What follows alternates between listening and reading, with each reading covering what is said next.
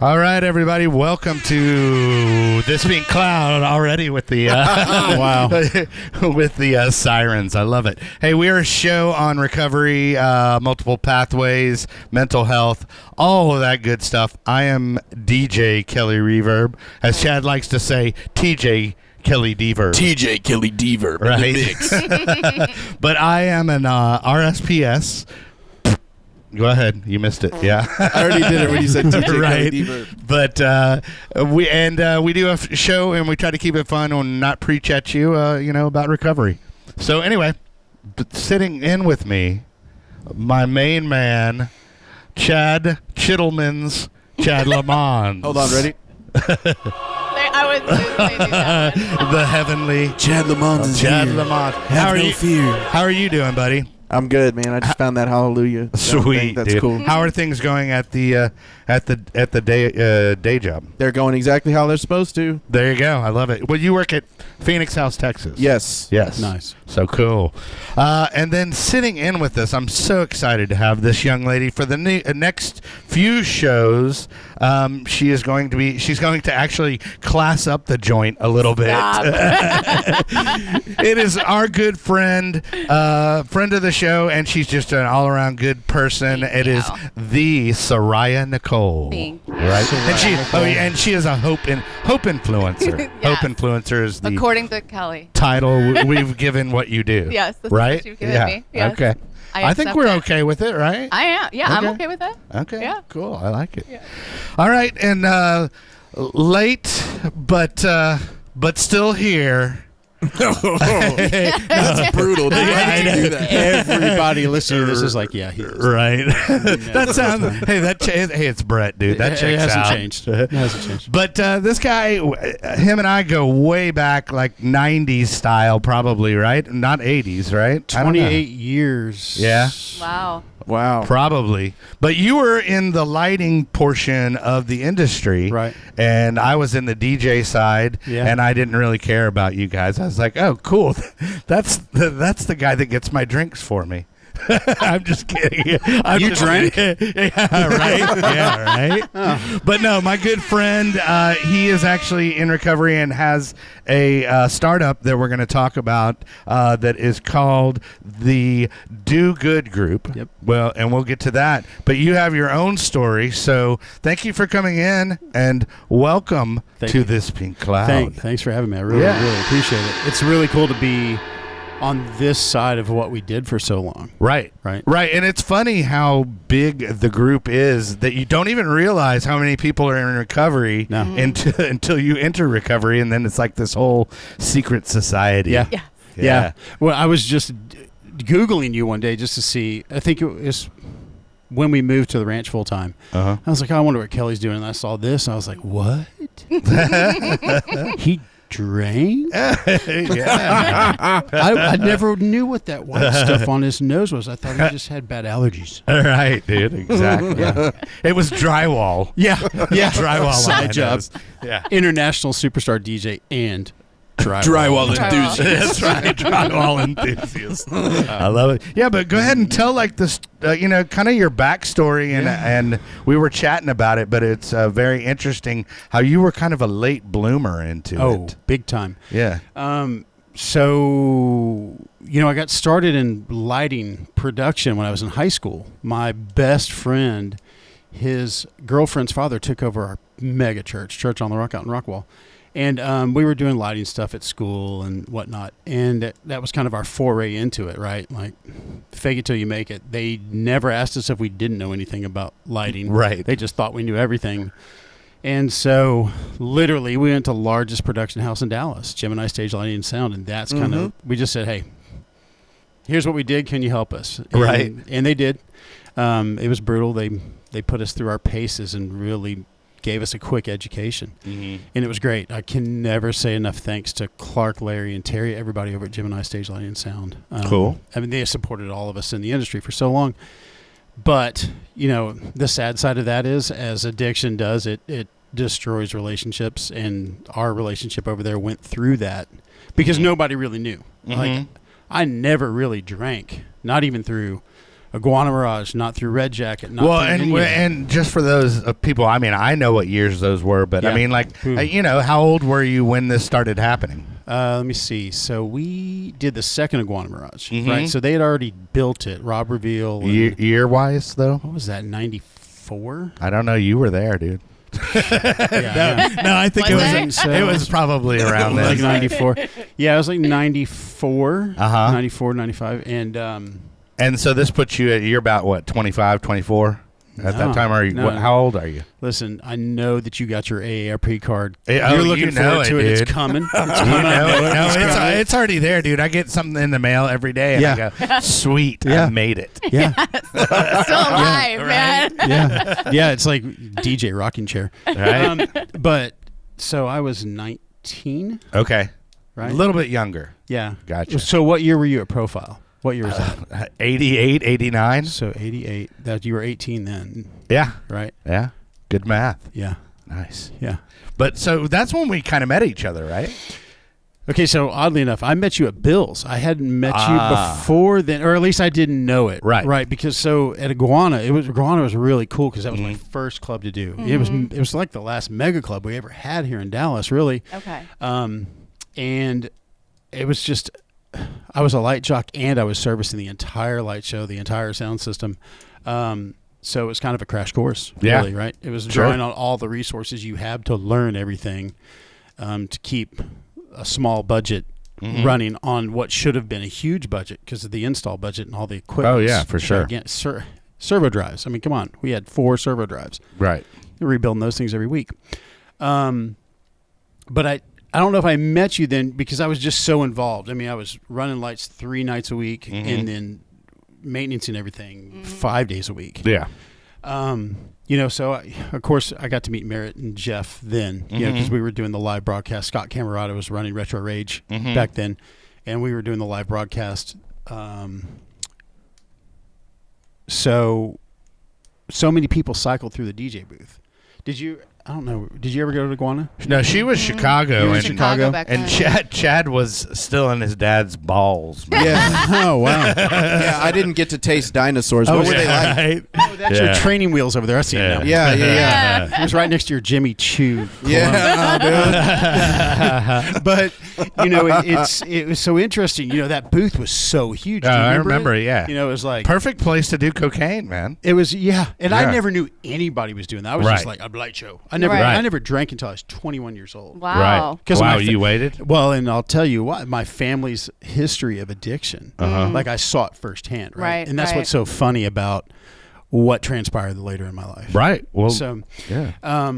you know, DJ's way down there, lighting way down there with this huge video wall separating us. And I never, you know, I was just right here. The consoles were so massive and everywhere. Yeah. You just had to be all in that. So I couldn't tell you if, I'm sure you cycled through the DJ booth. Everybody did.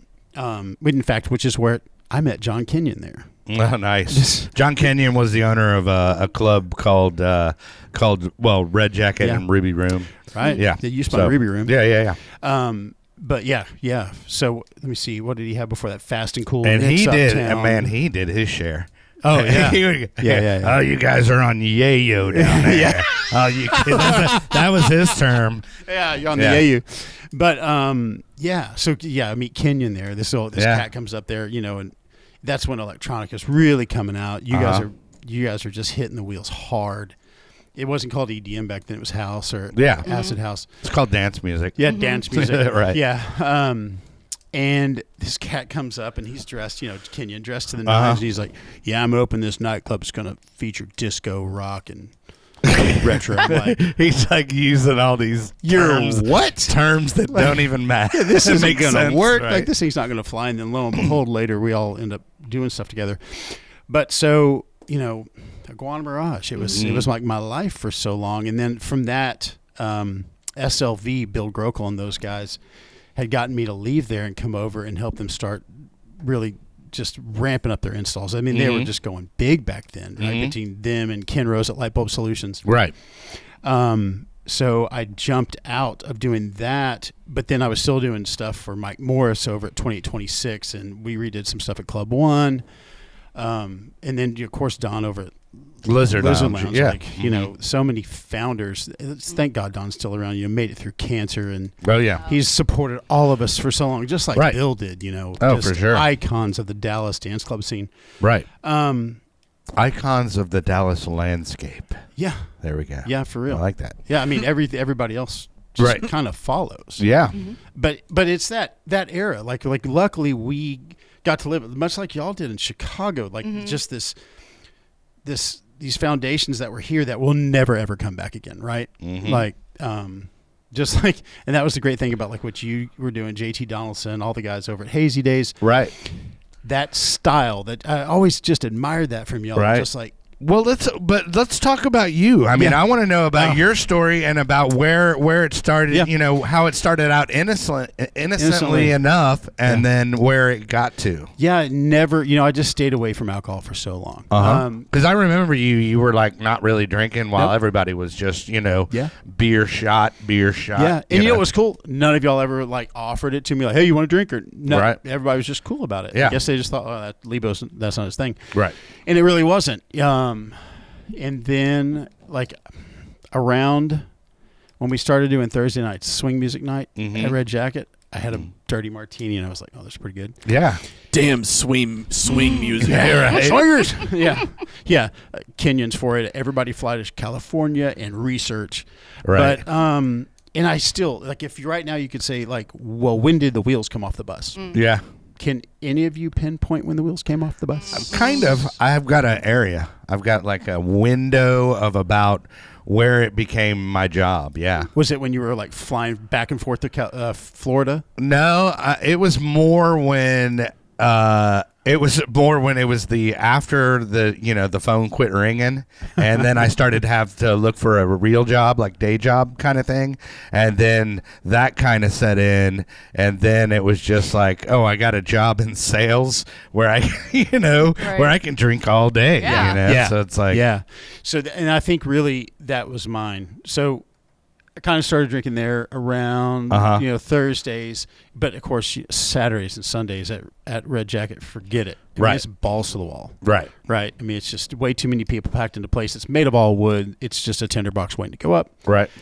And so you're on point all the time. And I'd met Pat Tetrick back in Iguana Mirage days, and of course, he was doing Fridays and Saturdays and Sundays over at Red Jacket. And I don't know what Pat. I don't know if. I'm sure Pat was doing drugs, but I don't know. Yeah. But never on Fridays and Saturdays, right? Never on Sundays. And then when I started doing shows, corporate shows, because in the corporate show world, what's great about it is the money's freaking awesome and they pay on time. Oh, yeah. Oh, yeah. But nothing happens in the corporate show world because if they're off planning an event, they are not at the office and they're on a corporate dime. Right. And everything in the world is paid for. And you're at lunch, you're drinking. You're on a site survey, you're drinking. You're drinking before, you're drinking after, right? And then if when you're doing the show after the show's done, you're taking your crew out. You're buying them drinks, you're buying them dinner, you're doing it. And then it just becomes, I think that's where it starts, right? Like do you ever really remember, like before you were really drinking, the stress level? Did you ever think about it? Or was it just cool, like, holy crap, I'm blowing up? Oh, well, no, I would drink. I actually drank to mask my anxiety. That I've talked about before. And then, but eventually you can only mask it so many times and you can only go to that well so many times, where, it just becomes, oh, well, I need more to make it work. And, and then it becomes a vicious cycle. Then it becomes your job. And then you almost kill yourself by drinking yourself to death. Yeah. So that was kind of how my cycle went. But it started off innocently enough. Yeah. With just, I have anxiety because I'm flying or whatever, and I didn't realize that alcohol was causing the anxiety attacks too. I mean, temporarily, do I get a little shitty? I'll be fine. Right. But then in the long run, you can't keep that cycle up. I mean, I did for a long time, but it eventually got the best of me. Yeah. Yeah, you touched on that when you were talking about. And I thought that was interesting how you said it, like we hold on to it for so long, then the wheels just start to come off. Yeah. And we don't even notice it. Alcohol being the big depressant that it is, I'm surprised I didn't find cocaine way before I did. Right. And the cocaine's just the drinker's companion. You can drink more. So, Yeah. I mean, The coke bone's connected to the drunk bone. Yeah, exactly. Right. So, and cocaine didn't come till way later. Like Right. not until my first marriage. Mm. Yeah. Mhm. Yeah. It's y'all's fault. Sweet. Totally I wrong. can blame you for a bunch of stuff too. So Oh man, you can. Seriously. And we deserve it. we're all each other's problem. Yeah, exactly. So the production, and then my first marriage, and then fellow friends that we know. Just one day, they were doing coke, Yeah. and they didn't even ask me, and I was like, "Hey, let me try that." They're like, "No." How does this? Wow. How does that stuff smell? Right? Yeah. It smells You like don't it. want no part of this. Yeah, right. It They were turns like, all your bad "No." feelings I'm into like, "No, good dude." feelings. It's a nightmare. Yeah. They were like, It's a nightmare. and this should have been like the lead-in. They were like, "Look, Lebo, Right. it's enough that you're drinking. Okay, we're all having a hard enough time with that, but no, it's not going here." Mm-hmm. And it was probably like 2 or 3 weeks later. Misery loves company, man. Yeah, for real. It really does. It really does. Right. And as we all go down that road, we find those paths to go in with similar Yeah. people so we can continue our addiction. Right. Mm-hmm. In the weird I never had a problem finding a drinking buddy, by the way. Never. Never. Ever. Never. And if I never. did, I just did it at home by myself. Yeah, exactly. Yeah. I was my own drinking buddy. That's real. Exactly. It's so hard too. You get so mad at yourself and you have Yeah. a fight with yourself. You're like, oh, God. Yeah, man. I'll tell I'm you, not going to start until noon today. The one thing that was really annoying, and this is before I was shooting heroin and cocaine, right? This is when I just we were doing cocaine a bunch, you know what I mean? Just drinking or whatever every now and then. Was this Well, every day. prior to chewing fentanyl patches? Oh, this is way prior to that. But like I bought some one day and then I got a call because I had to go home for dinner with my parents, you know what I mean? And I was like, well, shit, I'm just going to go ahead and do it. And I did it. And I'm like, why the fuck am I doing this by myself? You did What a a waste. speedball before you went home. No. Oh, dude, I did that way later. But no, just has like one of the morals. first times you ever did blow or something? I ever snorted cocaine by myself. Right. You know what I mean? It's like, well, I'm going to go to Yeah. dinner if the thing I like about it is like is the person that comes out from it, then why the fuck did I just do it by myself? You know what I mean? If I'm doing this to be around people and this and that, and in that moment, you know what I mean? It felt like that. I was like, wow, this is really what a fucking waste. I could have saved this, but I couldn't. You know what I mean? And I couldn't recognize that till way later on that. You know, that's just how it goes, dude. You start doing it every other day or every day when you're drinking. So eventually, you're going to start doing the shit by yourself. And then that's when everything starts to set in and things become unmanageable because you're like, oh, well, it's already this bad. So fuck it. I can't fix it. I might as well just keep going. Right. So, Yeah, it's funny the lies we tell ourselves, Yeah. and then the things we beat ourselves up about the lies we tell ourselves. yeah. And then the lies we end up having to tell others because we're trying to mask our own crap. Yeah. Rather than Oh, just yeah. being like we all right here, just like Right. laughing about it and be like, oh, yeah. Right. we are all master manipulators Yeah. here Oh, for dude. sure. Yeah. For sure. Yeah. Yeah. Yeah. I Of think in ourselves another more than dimension, anything. I yeah. probably Yeah. started a cult. You know what Yeah. I mean? In another dimension, for sure. We did. There's another Chad running around there somewhere. Possibly with a cult, we did, for sure. and possibly you were the leader of the Branch Davidians. You know what I'm saying, dude? Yeah. That was something I was listening to your 2-part story again last night, and it's something that you touched on. And if anybody's listening to this, like all of us have been through what you're going through. Yeah. Right. And Yeah. like, Yeah.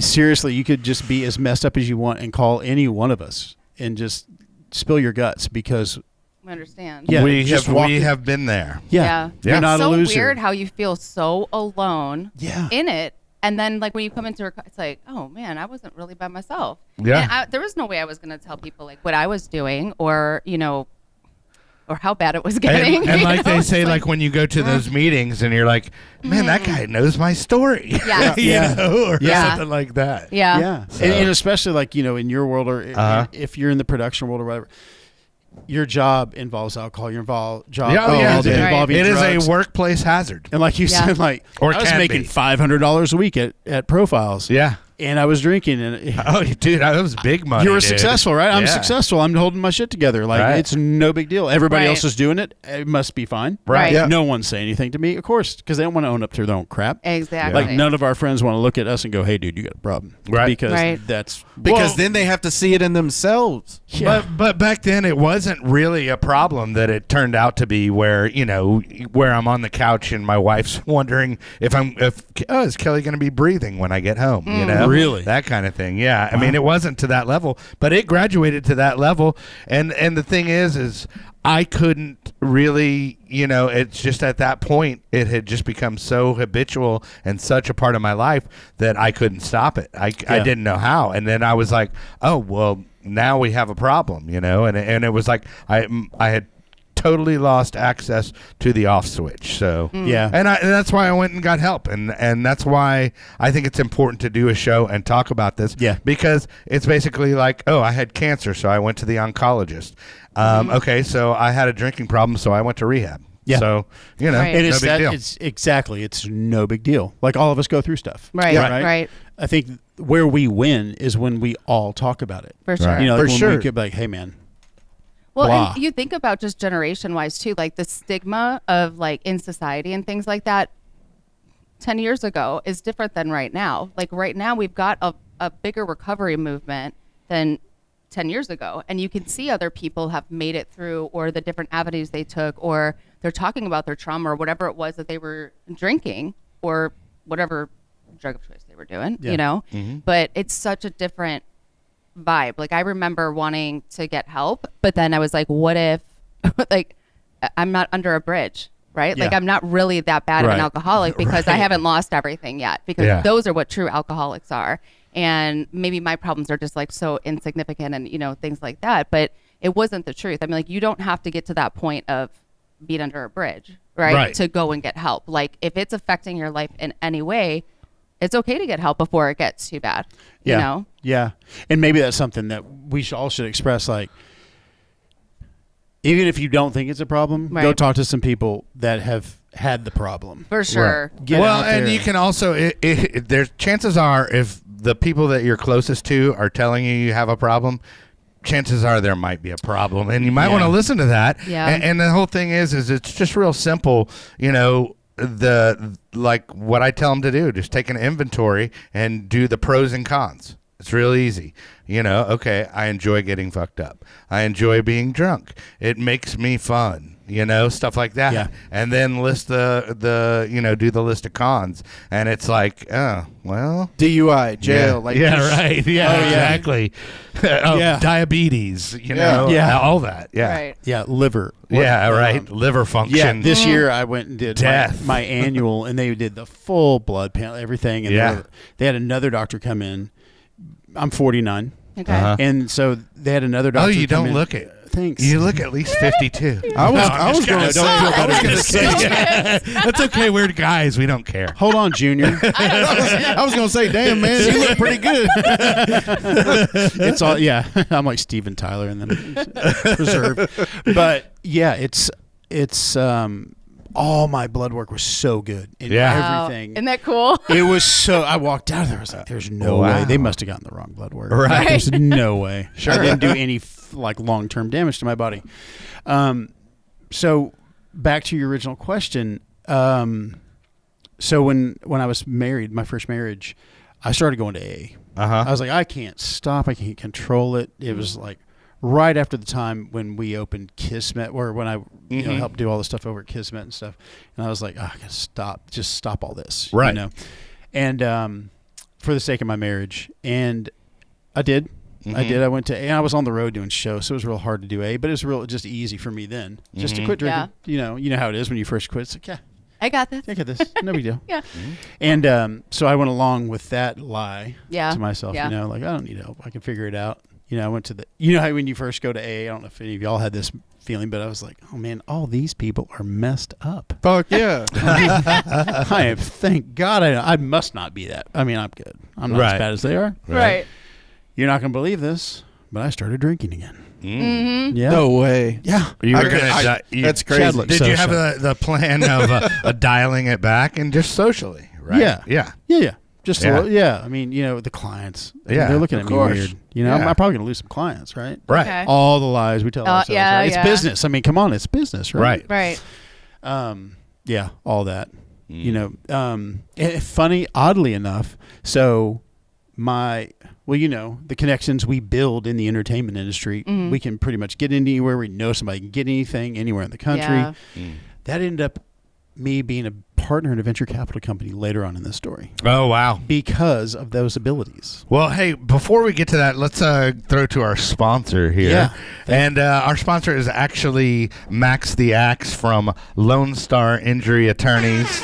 That's right. Shout out, Max. He is a personal injury attorney, and he is a fan of the show. So he got the URL, This Pink Lawyer, and thispinklawyer.com will route you to the Lone Star Injury Attorney, and he will get you maximum results on your personal injury case. Not only is he a fan of the show, he's a fantastic guy. Hey. Hey, where's the drum roll over there? Yeah. Or the rim shot. I don't have the rim. Oh, hold on.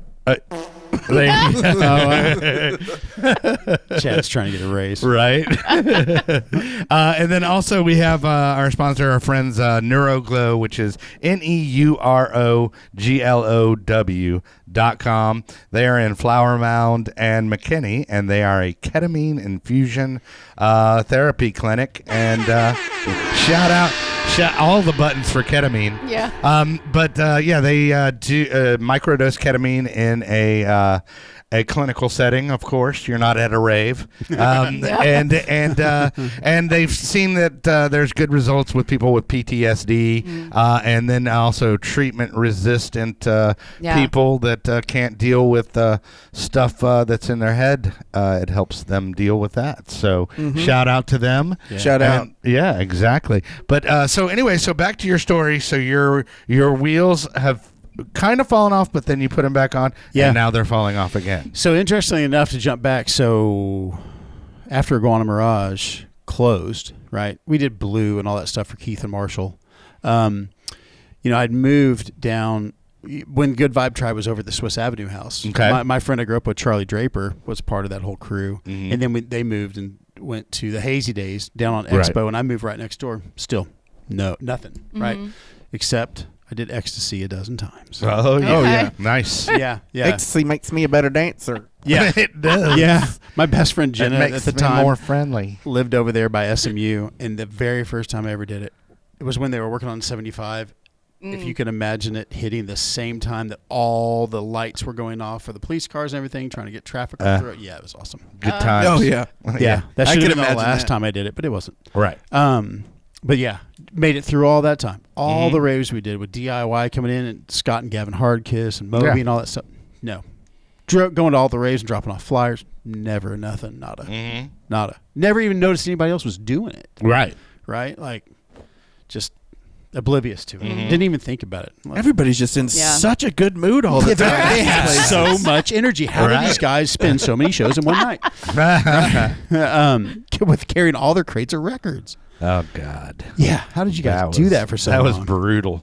Dude, It's 30 degrees outside. Why are you sweating? Bringing the anvil. Yeah. I used to seriously. How many cases did you It was carry like on the it was flare? like a 12 by 12, and it was an anvil full of records. So I don't know, maybe like 100, Wow. 100 or so. But then you put that in your storage Oh overhead my bin, gosh. dude. Yeah, it was crazy back in the day. And then I slimmed it down. I got smart and slimmed it down to a bag of like 30. And so then I was traveling light, but then the MP3 came along, and now it's like, okay, I'm good to go. Yeah. Right. You know? Yeah. Yeah. Or do you have access to the cloud? Okay, I can DJ. Damn it, Napster. Yeah, just yeah, it was, unbelievable. dude. It's great technology, though. Right. Yeah. Does it help? Yeah, it doesn't matter. I just always wonder, does it help you guys on the sales side, being able for music to travel so quickly and be tracked now? Yes and no, but I mean there is definitely a code to crack, and as far as success goes, you know, I mean obviously if you get the right people playing your music and it resonates with the right crew, then the music will speak for itself. But getting it from, you know, creation like Chad and I have to the right aggregate, I guess you could say, to put it out, you know, that's another learning curve as well. And it's also, you know, who you know. Yeah. Yeah. Yeah. So, Yeah. Those industry ties. yeah. Well, so made it through the rave time, made it through Red Jacket. Corporate world just hung me up because I could make the excuses then, right? Right. And it's a lot of pre-planning work, for a week's worth of load in, 4 days a show or 2 days a show, just depends if you're doing a trade show or if you're doing a product launch or if you're doing a rah-rah meeting. And then. Did you ever do a gun and knife show? No, no, I didn't. I got really blessed. Again, the guys. Right. No, you had really cool gigs, like corporate gigs and corporate people with man. money and cool stuff to do. And great Yeah. mentors. I mean, I've been so blessed, just so many people. For you, Robert Alvarez, for, John Kenyon, Tom Alford over at Alford Media and Alford Media Services, all those people. Right. And I think the industry's like that. If you're like, Yeah. I want to learn. Right. And your heart's true. Right. Right. Just listen to the stories of like you and Icy and JT and just look at Scotty, look at DJ Red Eye now. Yeah. I mean, it's just a great industry if you put your work in. Sure. One day you too can own Lone Star Records. There you go. Yay. But so hey, where is the fart noise on that one? Where's the One fart day noise on you that? can own Lone Star Records.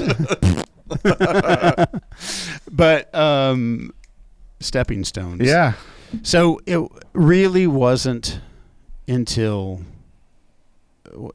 Tabitha and I were married. We had triplets that passed away shortly after birth. Wow. Yeah. So now, was there fertilization going on No. that you had triplets? Oh, It was God's sense of humor. Okay. It was. All right. We were never supposed to be able to get pregnant. Right. Okay. So imagine our surprise when we were pregnant. And what Yeah. year was this? Uh-huh. Okay. About approximately. Well, the boys would be 13 this year. Okay. So then, Yeah, they would have been. so it was about 2010. Yeah. Okay. Yeah. But leading up to that, still drinking and masking it, I owned, at that point I had owned a part of two and a half other companies at that point. Tons of work, tons of drinking because I was working. Right. And of it's course. interesting how that stress loop goes, right? Right. And I used to think it was such crap, right? That we create those situations. Right. Yeah. If it's a victory, we're drinking. If Right. it's stressful, we're drinking. If it's a Right. downer, we're drinking. Right. Right. Yeah. Oddly enough, to get ourselves up on a depressant, Right. Yeah. alcohol, right? Mhm. The chemistry just doesn't work in our brains. The lie we tell ourselves is so severe. Mm-hmm. I mean, and I used to listen to these people in meetings, and I'm like, no, they just don't understand me. I'm not like that. Dude, that guy just can't handle his shit. I'm so man. unique. Right. Yeah. I'm so unique. I'm not. I'm not. I'm not allergic. I'm not this. I'm not that. Yeah. And I just because of semantics, dude. Right. Like, Semantics. Exactly. That's what I try to fight 1000%, that bro. so hard, and it's literally like it's an adverse reaction. I'm way adverse, dude. Yeah. Like I'm out to dinner with my parents, and they're like, "Hey, we're gonna have a beer. What do you want?" I'm like, 3 shots of whiskey, because why the fuck would I just drink a beer? 3 shots of whiskey. And why would I drink something that tastes And I'm like gonna shit? go do some blow in You the know what I'm bathroom saying? real quick, mom and Like dad. that makes no Yeah. sense. I On don't the way understand there. why you would just drink a little bit. Like, Right. give me Right. the entire bottle. Yeah. You know what I'm Right. saying? If I'm drinking, I'm drinking. Yeah. Because I'm different. Yeah. In Right. that regard, you know what I Yeah. mean? 'Cause I can have handle an it. adverse reaction to it. Yeah, and let's not forget the industry we're in. Everybody else is drinking a whole lot Right. too. Oh, yeah. Like, Right. it's just Well, so basically, 2010, you have unexpected triplets, and then and we then- lost them. Okay. Yeah, Yeah. It was weird. I was 36, so we were elderly maternal. Mm-hmm. Yeah. We were going to the doctor every single Thursday, and the Thursday we went in, we were sitting on the porch, and I either peed myself or my water broke. I'm like, well, we were just at the doctor 30 minutes ago, so pregnancy, bladder, Right, no big right. deal. Wrong. So the Miles's sac had ripped a week before, and she had chorioamnitis. I don't know what that means. It's a bad infection. Gotcha. Yeah, and it Okay. has spread. So they had to force deliver Miles. They force delivered Cash, and then Jackson we thought would make it, but he didn't. And now I can say, yeah, if you ever wanted a reason to drink, Oh, Right. yeah. Oh, for right. sure. right there, Right. there's where we go. One more reason to not do what you already know what you're supposed Right. to do. So let's beat Right. ourselves up about that, and then drink more And about that. well, Right. another, that is definitely a reason to not want to deal with your emotions Right. and deal with how you feel. yeah, and you don't Yeah. even know what they are. Yeah. No, Because it's right. just so surreal, right? Right. You're in the hospital, and this happens, and that happens, and Mhm. family stuff, and funerals, But honestly, I can say like the boys were here just as long as they were supposed to be here. Mm-hmm. Like, you know, like I talked to so many people, and so many other people, so many other children have lived because my 3 kids were here as long as they were supposed to be. Mm-hmm. You know, and I was on my best behavior after that happened for my ex-wife. Mm-hmm. And then you're not going to believe this. Okay. I started drinking again. Mm-hmm. Uh-oh. Right? Did y'all see it coming? Yeah. Yep. Wait. I know. What? Chad is shocked. He needs to spray on some more vagina chang. What is it called? Vagina Chang? Vera. What is Vera it? Wang? Vera Wang. Doesn't she Vagina make Chang. shoes? Vagina Why are you Chang. spraying shoes? Jimmy Choo. Oh. Jimmy Choo. Yeah, we don't have that stuff at our farm. But you said vagina Chang, dude. I know. Can we say that on the air? Yeah, I sure. don't know. It's it's medical. It's fine. You're right. Well, Yeah. I didn't post. Oh, that's new. Oh, I'm gonna say that every day from now on. Vagina Chang. Vagina Yeah, Chang. that's gonna get me into trouble, dude. Makes your head shiny, Chad. Yeah. So, so that happens. And I had gone, you know, I did a lot of network marketing, beginning from product launch all the way through to launch, everything from PowerPoints to videos to everything. Right. And so a company, we opened an office up in upstate New York, went up there for a while. And when I came home, I continued to drink. I continued to do coke. And the great thing is, and I can say this now, like I had great fun people to hang out with. Yeah. Tons of, I mean, how many people have y'all met that are addicts with great hearts? Oh, right? yeah. And we're also sympathetic to each other, and I think we're also empathic because we're always, do they notice I'm drinking? Right. Is there, Right. Is there anything going on? Oh well, Right. no. This is how it got for me, and I've said this before, but like where you start worrying about the liquor store you're going to, because you don't want the worker there to think you're an alcoholic. So I had like the alcohol triangle, dude. I had the 3 different places, and I would try to go. Okay, well, I just went to that spot, so I'll go to this spot today. Wow. Yeah. It got that bad, dude. Yeah. Like, I'm like, why the F would I care about you know what this person thinks? Anyways? Exactly. You literally- Take my he money. He goes, why the fuck? I mean, why the F would I care? Yeah. If Yeah. you already said fuck. Oh, You know what I'm fuck. saying? Don't even. Okay. Yeah, there you Yeah, go. Don't right. even There go you go. back Yeah. on it, dude. Yeah, I did even it if you're first so I saying can like, edit it. No, so I can edit it Post. later. And then I I can in ruined it. post. I can Fix just it in yeah. post. And then I ruined it. Right, exactly. Like, Thank how you- many of us Thank you know- for stepping on that. how many of us know that? Hey, am I good? Yeah. Am I good? Yeah. Right. Right? Yeah. Oh yeah. Like all of us know. Oh, yeah. It doesn't matter For where sure. you're going. Am I good? Yeah. Well, so you're back at it after the triplets die, and I mean that's 3 understandable. DWIs. Like, Oh well, hold on. Let's just slow that Oh, down, yeah, yeah. dude. So 3 DWIs, like in what kind of period? No, like one here. So I'm just The talking gr- like what time frame? here's the great thing about being ADD. Yeah. And since I had money I grew up really, really poor. Like no Right. electricity, no water, moving around all the time. One year Yeah. we moved 17 times. Wow. But until we moved to Rockwall my sophomore year. And then that was solid until I Right. graduated. But I bought my first house when I was really young, like 18 years old, I think, when I could kind of control my own destiny. Because, like I don't want to live like that.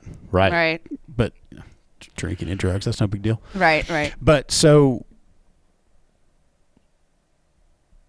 I can honestly still say that right now, sitting here, I am surprised and I'm thankful. I'm so thankful I've been through this journey because it allows us, Right. all of us, to help other people, and that's where the Do Good group came out. Bro, I want to get to this. So you had 3 DWIs in what length of I time? got one. So going in and out of town doing shows, I get tickets, don't pay them, get arrested, Right. come out, blah blah blah, go to court, go to jail, go to court, go to jail, like just total irresponsibility. Yeah. That I could mask like, oh, I just travel all the time. Oh, I so that's why I couldn't don't get do to it. that. Yeah, No, yeah. it's because Yeah. I was drinking and But I drunk mean, when I how came how home. was it like a short window that you got those 3 DUIs? No, Or was it over a period of time? The two were pretty close to it. One was when I was young. Right. 20 Okay. So I never drank till I was 21. We can, I mean, yeah, you can justify the one maybe earlier for you being young. justified or whatever. all 3. Yeah, What of are you course. doing? No, but that's what I was. I was That's what I was working, gonna. Kelly. That's what I was gonna get to. Is like, well, you didn't have any kind of alarm going off in your head once you got the second two as an elder statesman? What an amazing way. Were to there say any red flags to that really bad girlfriend you had that time? Sure, of course. And you still stayed, right? Right. Yeah, because we just make up excuses. No red flags going Yeah. off. Like it was just, it's just part of the nature of the beast, part of the game. You just got to do it. Sometimes you get knocked down. You got to get back up. Whatever we tell ourselves, right? Whatever we tell ourselves. And so ended my probation. Okay. Went to prison. Mm-hmm. It was supposed to be there a very short time, but I ended up being there 11 months and 8 days. Okay. And I was, Where was this? Prison Light. Yeah, Middleton. It's a transfer unit called Middleton. Okay, Yep, Chad, do heard you of know it? Absolutely. Yeah, I thought you looked familiar. I haven't been there. Here, wait, bend over and grab your ankles. Let me see. No, that's your vagina chain. Vagina chain. So, but I was a chaplain's clerk the whole time. So, I was there during the summer months. Right. And so my job was in the air-conditioned part of the prison. So I could either sit in the dorm in the heat, or I got my chaplain. We increased the library time. So I was there 5 days a week from the time the sun came up until I didn't have to be there any longer. And I got to sit there and just talk to guys all day. Just ask them questions. And I'm a question kind of guy, like that is one of the things I loved about you being, because I only got to see you this amount of time. But when you're at Ruby Room, we got to talk and hang out and do stuff.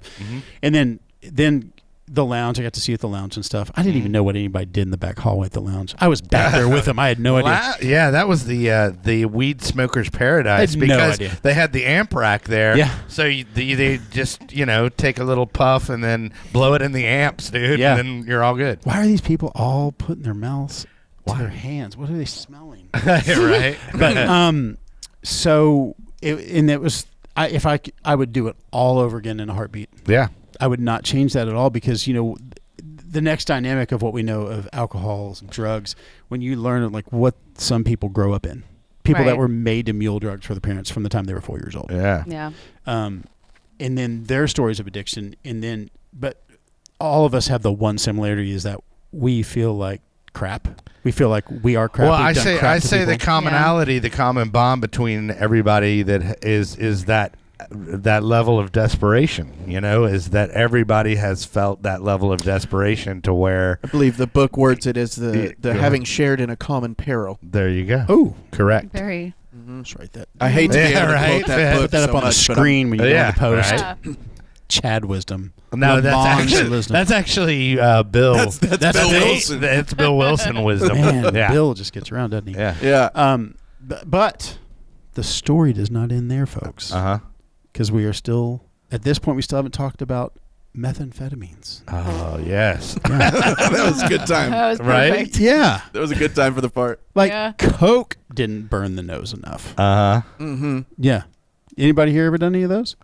What? Speedball over here. Look, Oh, dude, well, okay. I was skin popping speedballs, right? Because I had no more veins. So that's what all these big ass scars are from. Because that shit. He that's did not meat serve in tenderizer the and armed cocaine. forces, dude. No, that was not at all. And drug then I shrapnel. would, since I couldn't find coke sometimes, then I would find meth, because I can't do heroin by itself because it's no longer a drug. You know what I mean? Well, It at least you're doesn't do it for committed. me. His level of commitment. Oh, absolutely. Oh, he Dude, was, dude. So you want to talk about burning? Like when you skin pop a speedball, the coke numbs it, right? You still Really? get a rush from it, like relatively. So, but when you skin pop meth, dude, like that is, you want to talk about pain, bro? Like that burning you feel in your nose, Yeah. that is like an hour that it spends on your skin, just like rotting it away. And for whatever reason, I was doing it just because I just wanted to feel something, I guess. Right. Yeah. You know what I mean? I hated the way meth made me feel, but fuck, if I can't find any coke, you know what I mean? It's the next best thing I can find to turn heroin back into a drug for me. Yeah. So yeah, that burning, dude. Oh, The- there's nothing like it. The There's really interesting not. thing for me was people that you and I know that I had been around. I didn't know that's what they were doing when they were smoking it. But of course, no one ever offered me anything. I guess because y'all thought, well, he must be a choir boy. Right. Right. Had y'all fooled? Yeah. But I had no idea. Right. And it's funny now they laugh at me, right? Mm-hmm. Turbo laughs. I'm like, they just laugh at me. They're like, yeah, we used to laugh about it all the time. Like, does he know what we're doing? I'm like, Right. No idea. Because I don't care. I truly don't care. I love my friends like I love my friends. So the crystal meth era. What was that? What was that? What was that window of time? So, how long did that work out for you? Well, this is interesting. Really well until it didn't. Right? Sure, of course. Hell yeah. When I bought the structurally insulated panel company to build my tiny home company into, and then I got my own steel framing machines and stuff. And then we had to close that business down. I had made a friend a promise the second time I was in jail that when he took over his dad's business, I would help him reformat it, right? Because that's when I was multiple businesses and stuff at that time. And I didn't know that when he was doing that, who he was ties into, and he was dealing lots of meth out the back. Sweet. So what took taken 2 months took us 6. And at that time, I had gotten a meth charge. I had taken, this is when I had I have a felon to work program, but this is when it started. The guy that I was in prison with, I gave him a job. And I took him home. He left his backpack in my car. And I ran a stop sign and got pulled over. And the officer, who I knew because he came by my shop all the time because we did cool stuff. We had a really big manufacturing facility. He said, "Can I look in your backpack?" Sure, go ahead. No problem. I let him search my car. I have nothing to hide. Right. And like every time I got pulled over, I told the cop, like, look, I'm drunk. Whatever you need to do, just go and throw me in the car and take me down there because I'm drunk. I'm not going to lie about it. Right. Another lie. I told myself, I don't lie about it. Right. Except to myself and all my family. That makes it okay if you don't. If you're honest that you're fucked up. Yeah, like when you get down to the county, they're just like, oh, and by the way, he was super honest. So let's go easy on him. It's like it's Otis. He's drunk all the time. Exactly. So, like, can I search the other backpack? I'm like, there's no other backpack. Yeah. And let me just tell you about that. You know, everything happens for a reason. There's just no reason it doesn't. And I'm glad it did because I understand more of it. Like, I like all the times I've had. I like the meth. I like all of it because I learned more and more. We learn how to help more people, how to help ourselves, to help others. And so we fought it for 2 years. I had to take the charge, probation for that.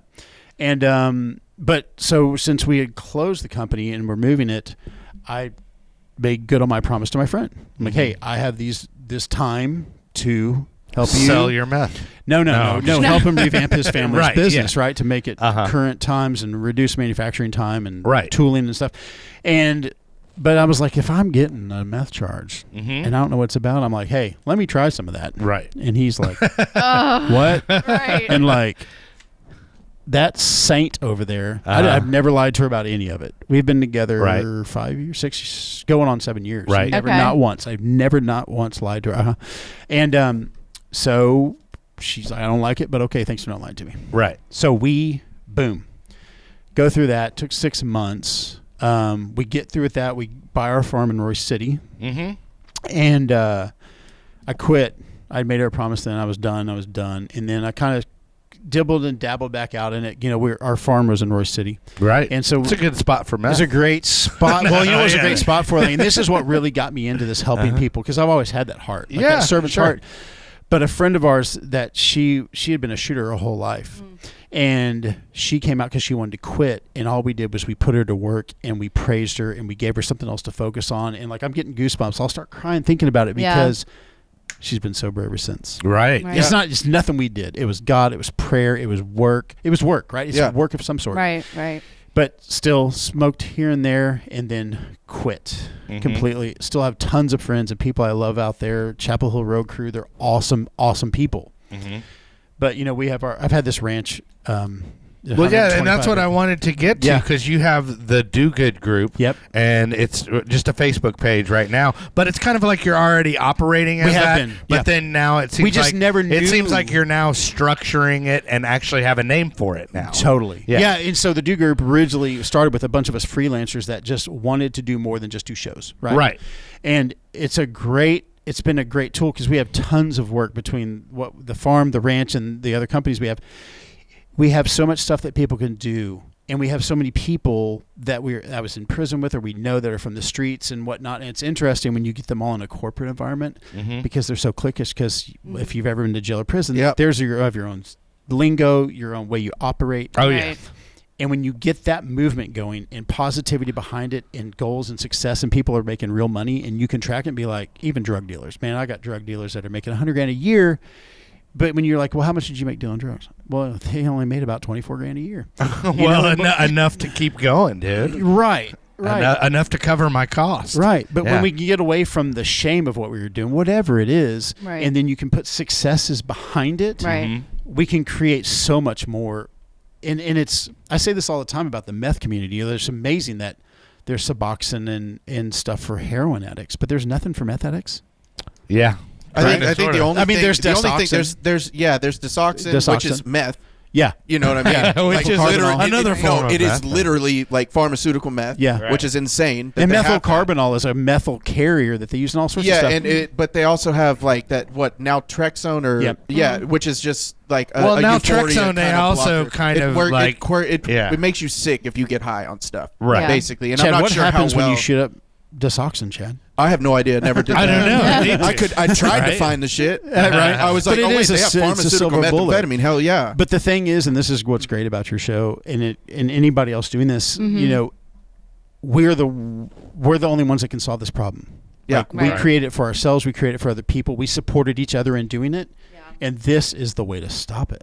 Yeah. Right? It's like what you said. It's just there's no reason we should. Well, have it. so what Yeah. kind of services do you offer out there? And if anybody wants to get in touch with you, Yeah. maybe if they have a problem and they want to go spend some time on a farm or something like that, and they want to reach out to you, what's the best spot to get a hold of So you? they can go to our Facebook page, Uh-huh. which there's going to be content going live tonight and tomorrow. Okay, Thank you, Kelly Reaver. no problem. You got it, dude. But so Facebook.com/live Proverbs 11:25. That's been on my business card since I was 19. It's Okay. he who refreshes others will himself be refreshed, or just help other people. Mm-hmm. Right? Cool. That's what we can do. Well, dude, we're getting around that time. But, Are we there? Yeah, Are we there? Yeah, we're there, man. Sorry I talked so much. But no, it's all good. It's all good. That's why I you're think it was here. good stuff. Yeah. I don't know. Yeah, right? But anybody you would like to shout out? I always give the guest a chance to do I that. would. All you guys. Oh, Yeah. hey. I'd like to Drum thank roll. the Vagina Chang. No, yeah. I mean, everybody from the Dallas nightclub scene. All right.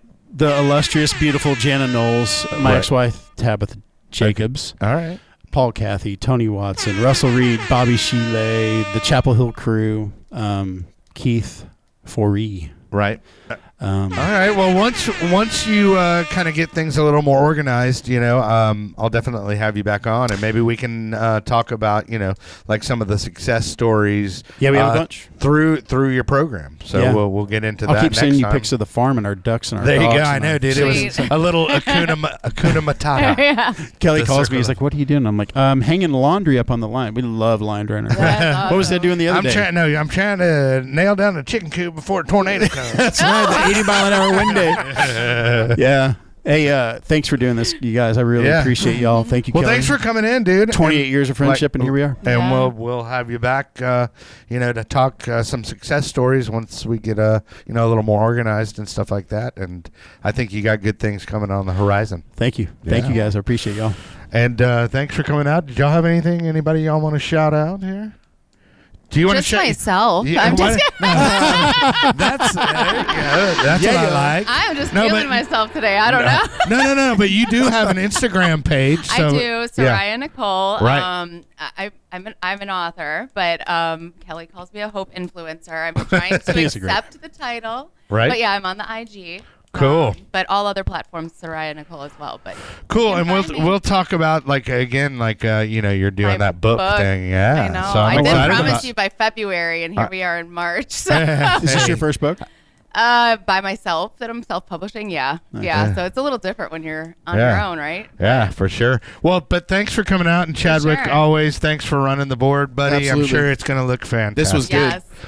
Yes. Anyway, guys, remember, kids, there is no magic pill for sobriety because if there was, we would all take too many. Mhm.